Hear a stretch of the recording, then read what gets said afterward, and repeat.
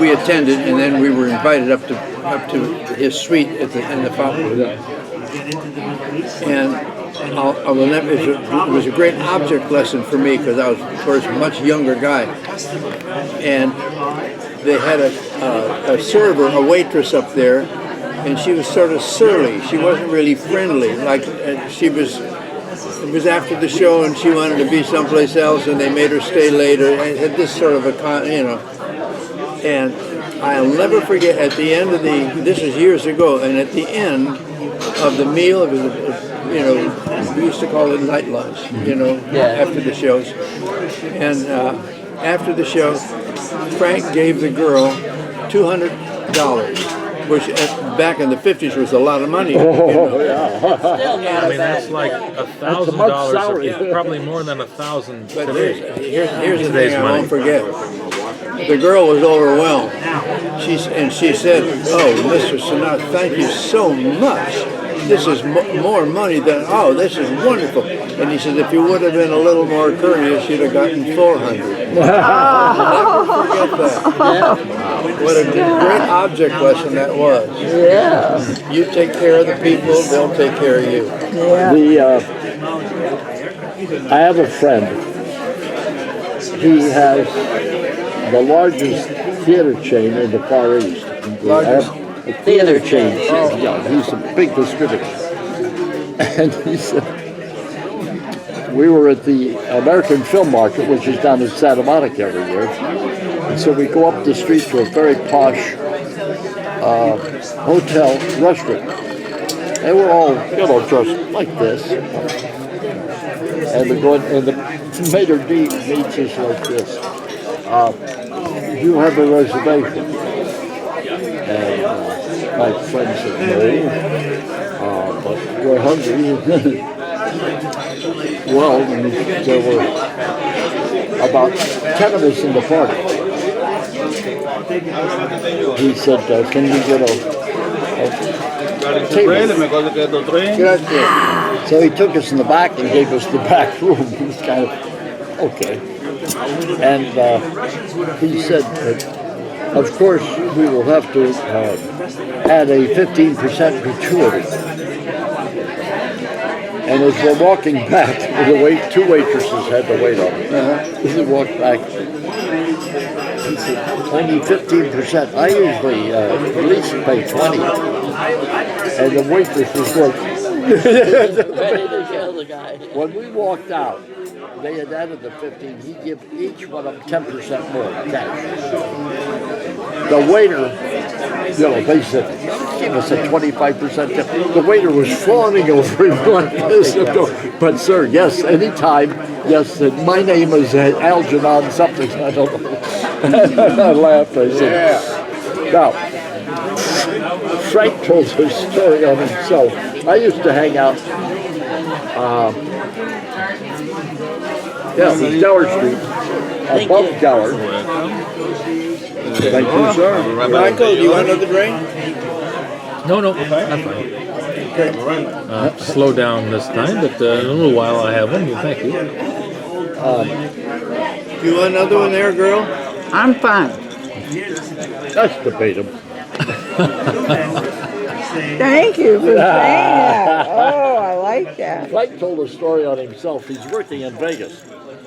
And he said, who is this? Frank Sinatra. Okay. I used to hang out at his place over there. Yeah. I knew the writers, and then I had met Frank when Frank was broke. I mean, way back, right after the war. When you really get through, I'm going to tell you a little story about that. Anyway, I gotta hear that. So he tipped the waiter, the car boy. He gave him $100 bill.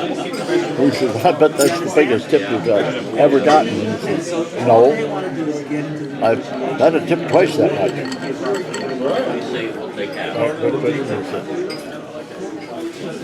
Okay, and so he peeled off another $100. He said, there. Who tipped you that $200? He said, you did. I love that. Isn't that something? Oh boy. Frank was really great with money. What's his story now? Yeah. He was, Oh, I love that. I'm going to steal that. Frank was. You're welcome. Tell your story now. Oh, about what? I don't know. Whatever that was. About Las Vegas. I went to work in Las Vegas for Kel Housels and Bill Moore. They owned it. They owned the hottest place in Las Vegas. It was at 6th and Fremont. It was in 1947. It was called the El Cortez Hotel. It is still there. That's There in was- that old part. I think the old There was no such thing as the Fremont. Strip. We used to call it. It was called the LA Highway, and it was nothing. It was 2-lane.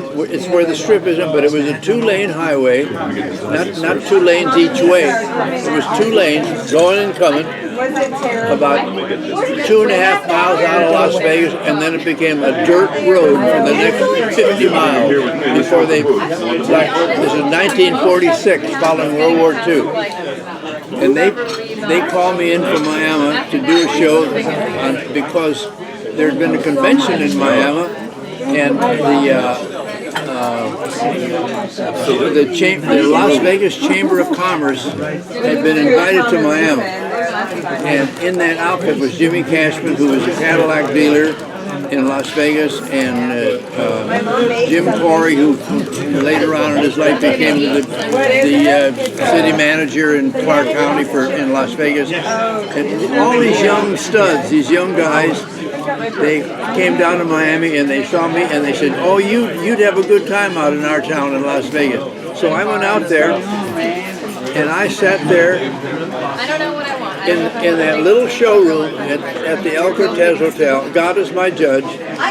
And I watched a guy on stage, and he had a 3 or 4 piece band behind him, and he sang. I thought he was really wonderful.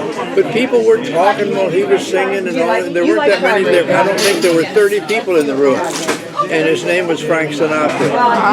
He was a has-been band singer. He worked with Harry James, and he worked with Tommy at the Dorseys. I knew very well. And he worked with those. Yeah, but that's a true story about him, and he'll admit it to this day. Wow. And I thought he was such a good singer, and nobody was. They were just talking like we are. Unbelievable. Like Who started Las Vegas is the Mafia. certainly. Tom, you want me to tell you who they were? Yeah. Who? Tom Who they were. McGinney, Mo Dalitz, Morris Kleiman, Ruby Cola, all the Cleveland gang. They built the Desert Inn. Amazing. Yeah, I'm an old man. I'm curious if you're performing in Las Vegas, but then you stop and go to the Korean War after all this. When you're a Marine, when you're called in, Michael, you go. You don't have My any God, I choice. thought you would have been retired after this terrible war. I was in World War II. You were maybe reserved at that time after All the war. Marines were automatic reserves, Were you a especially the Marine? pilots. Were you a Marine? So here you are, 7 You years. served the Pacific? Did you serve in the Pacific? Yeah, but I didn't get there until late. I was in the Black Sheep Squadron. I was in Pappy Boynton. Are you Oh. serious? I forgot about that. I didn't remember you were in that squadron, but Yeah, although I didn't get there until late. So Oh, okay. by the time I got see the there, TV show. they had done all the damage, and I was a Johnny Come Lately, so there's no heroics with me. But I got to, of course, I knew Gregory Boynton. I knew him. I hit the Philippines in, I think it was March of 45. War was winding down in Europe. Yeah, So they decided to, MacArthur said he's going to take back, I will return, and he did. were you a Marine? Nope, I was, no, it was infantry. 120th Division. We fought in, well, part of our artillery outfit, the Indian Craft Unit, was on Midway Island. I had part of my buddies. I was a training officer in Camp Roberts. And I thought, hey, I ain't got no place to get shot at. Well, that was a mistake. But they were winding the camp down because the war was winding down overseas. And I said, where are they going to send me? Down to Texas or someplace? No, you're going to the Philippines. Where? Philippines. And I said, what? What unit? They said, they're putting you with the 40th Division, the 160th. Okay. What do you see? You had no choice, right? Yeah, thank you very much, Mr. We landed at a town way up at the end of the main island, Oh, really? Tacloban, which I saw on television. They had a big storm, and it's a big city now, but it was a village. And the Japanese had an artillery and anti-aircraft unit up there. When the Navy started shelling, they beat the hell out of that town, and the Japanese pulled out. Everybody invades the Spanish went there in '98. We went there with the Spanish-American War. Landed at the same place because you could walk ashore. The sandbar went out to half a mile. So the landing craft dropped the door and you walked in and you were waist deep in the water. With the Japanese, they were this deep in the water. Anyway, we went into the town and we were warned not to get familiar with the local ladies, and they will take umbrage and a knife to your throat. Anyway, so we camped out. There was they said it was the largest all-wooden building. It was put together without nails. It was they played basketball in there, and they could play football. It was enormous, but they shot holes in this. So we were trying to find a corner that didn't leak. We were there for about 4 days, I guess. And then we started marching towards Manila down the chain. No Japanese, no resistance at all. About 5 clicks. Honey, we got an order. You want to order? You want another drink? Yeah. You want another drink? What are we going to have? He's talking about another drink. Another drink? Not right now. But you want to order dinner now or you need more time? Yeah, we can order dinner now. I'm going to have another drink, but I'm a fast drinker. That's all. We'll wait.